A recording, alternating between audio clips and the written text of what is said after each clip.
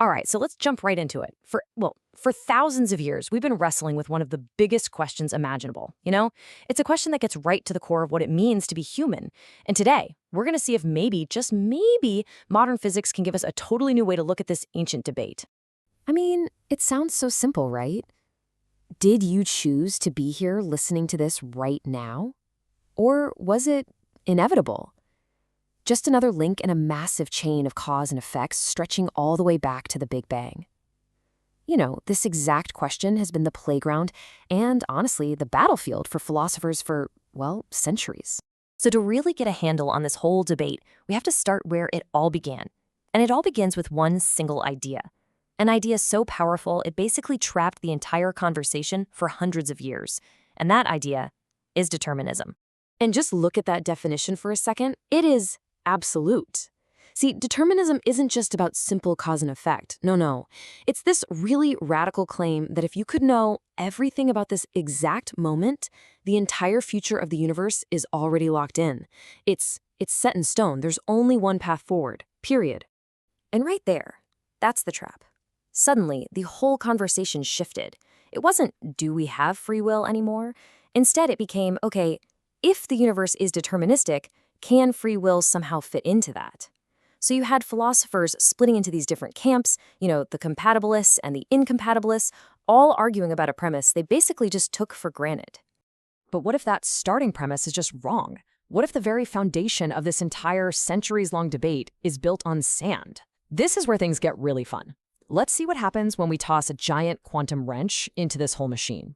See, for a really long time, scientists and philosophers pictured the universe as this giant predictable machine, a kind of perfect cosmic clockwork, right? You just figure out the gears and you can predict everything.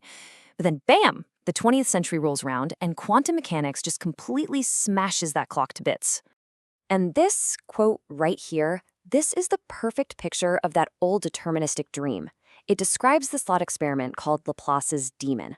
The idea is, if you had some kind of super intelligence that knew the exact position and momentum of every single particle in the universe, well, for that being, the future would be as clear as the past. It's the ultimate fantasy of a totally predictable reality. But here's the killer. Quantum mechanics comes along and says, nope, that demon can't exist.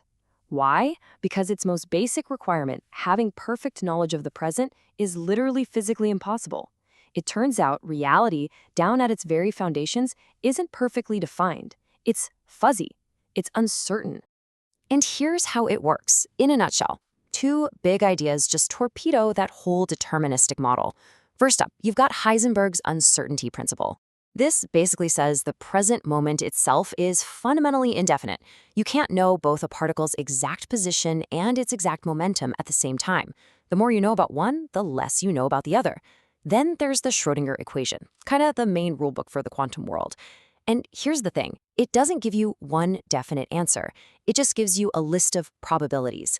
The actual outcome, when it happens, seems to be a genuinely random pick from that list. So the future isn't calculated, it's more like it's rolled like a die. Okay, I know what you might be thinking. Sure, the tiny quantum world is all weird and random, but so what?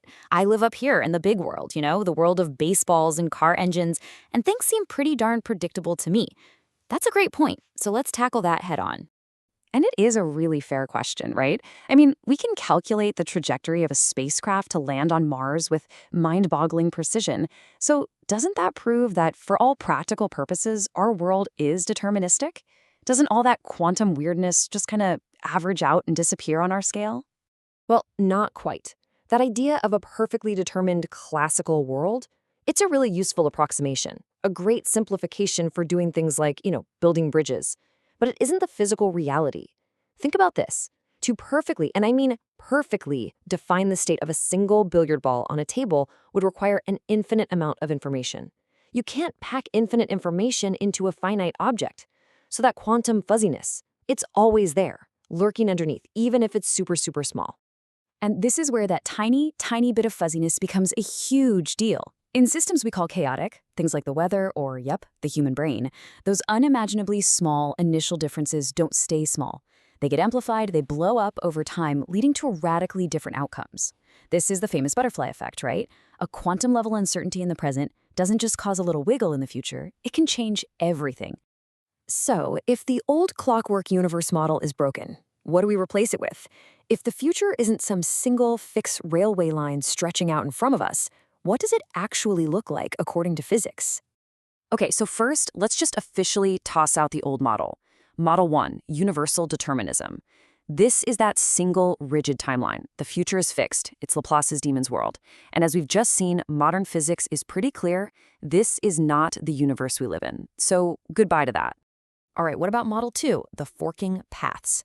Now, this one's a lot more common. It's the idea that, yeah, the future is mostly a straight road, but every once in a while, you hit a fork. A random quantum event happens, and you can go down path A or path B. The problem is, this model still treats determinism as the default state of being, with randomness as the special thing that happens occasionally.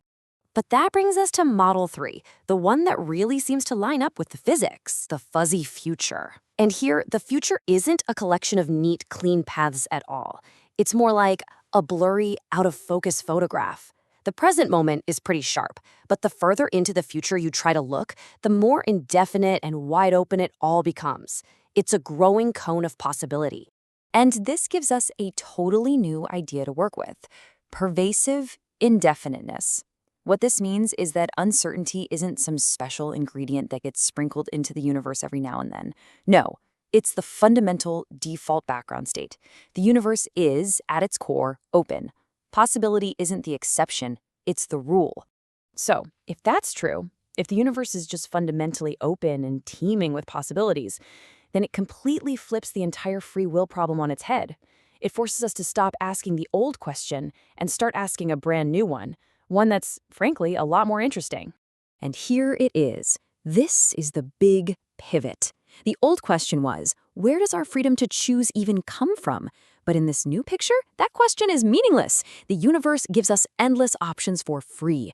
The real mystery, the new question we have to ask about ourselves is, in a universe with endless possibilities, where does our control to achieve a specific outcome come from? Just think about that for a second. If the future is a giant roaring sea of things that could happen, then the simple act of making one single thing actually happen, just getting out of bed, making coffee, going to work, that's an incredible act of narrowing things down. Our agency, our will, isn't about creating options. It's about constraining them. It's about picking one door and shutting all the millions of others. So we want to leave you with this final thought. Maybe the real miracle isn't that you have free will to choose. Maybe the real miracle is that in a fundamentally chaotic, fuzzy, and radically open universe, you somehow manage to constrain all the infinite possibilities of what you could be and just be you.